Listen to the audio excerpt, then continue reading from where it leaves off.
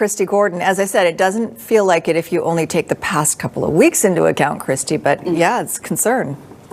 Yeah, so it's a prolonged precipitation deficit that we've seen now for several months. Armel there going on to explain that it's been basically since June that we've had this deficit. This is a look at the anomaly of precipitation for September, October, November. You know, the beginning of the fall was exceptionally dry. And we did have some rain sort of into November and into December. But what happened is we did a quick changeover into winter and the ground froze up. So when those rains came, we really didn't have that absorption that we would typically have when it's in the warmer period of the fall. So although we had some rains through the winter, it just didn't give us that absorption. Now we have this snowpack that we're concerned about.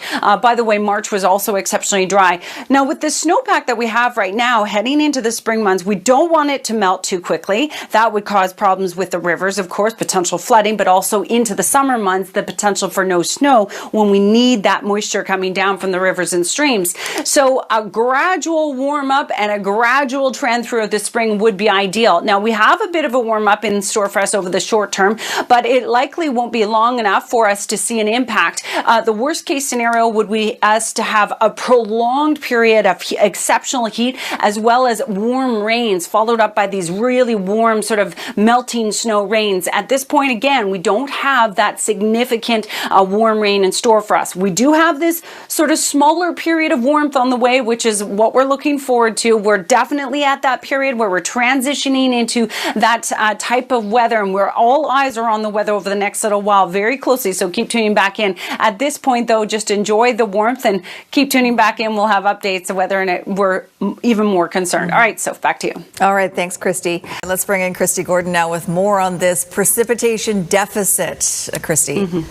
Thanks so much. Yeah, I just thought I'd give you some images to give you a real perspective of how dry we are. This is looking at June, July, and August, so meteorological summer, and this is the precipitation, a relative anomaly, so the percentage below average that we were, and you can see a lot of brown across the province, and then into the meteorological fall, September, October, November, exceptionally dry, that beginning part of fall especially, and then as we heard there was a little absorption because we quickly transitioned into winter. So when the rains did come in the winter, they weren't absorbing into the ground. And then this is the meteorological winter, which is December, January, and February. And it has a little bit more green because actually February was a little bit drier. But again, there wasn't that absorption into the ground when we had those rains. And then this was March. So that's the trend. Now we're at that turning point. Certainly we've had very cool weather. We're going to see a transition into likely periods of warming. This is what we're expecting in through the Thompson Okanagan over the next little while, a warming trend. Now,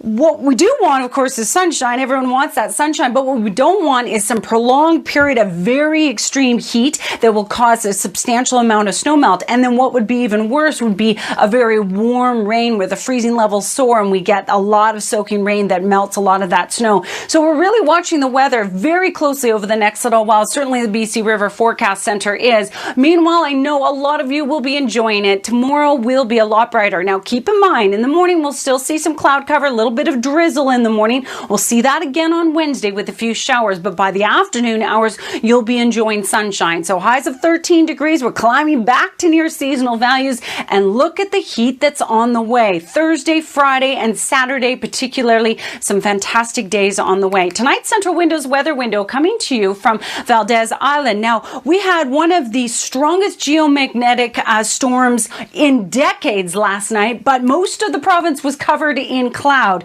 Now, parts of Vancouver Island saw a clearing early this morning, and that's why they were able to capture these colors. Meanwhile, much of the province and anyone who's really into Northern Lights were pretty disappointed last night because these were actually felt or seen as far south as California and Arizona.